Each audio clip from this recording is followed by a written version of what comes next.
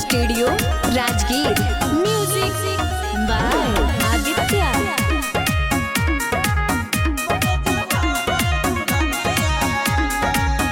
आगे चलो हकी हिलो पतली कमरिया मन कर धर लियो तोरा कबरिया।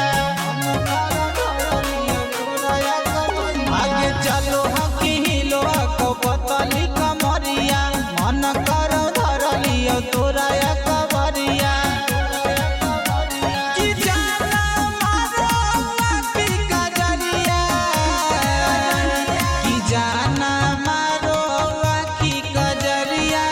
गजब लागो ही सुने गुजरिया बन जो हमर दुल्हनिया की जाना मारो की गजरिया। गजब लागो ही सुने गुजरिया बन जो हमर दुल्हनिया।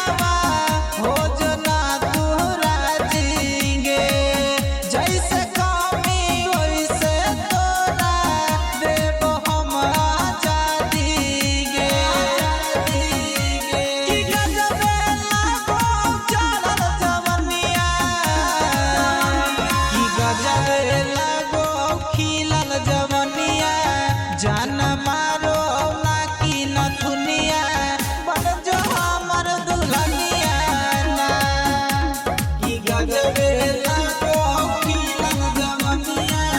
जान मारो ना की नथुनिया बन जो हमर दुल्हनिया ना।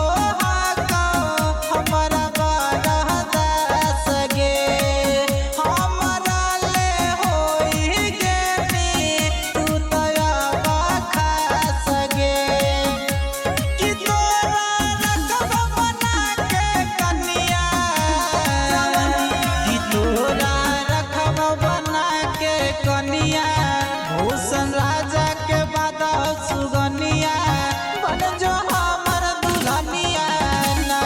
गजबे लागो खिलन जवनिया जान मारो ना की नथुनिया बन जो हमर दुल्हनिया ना। Shivangi recording studio Rajgir.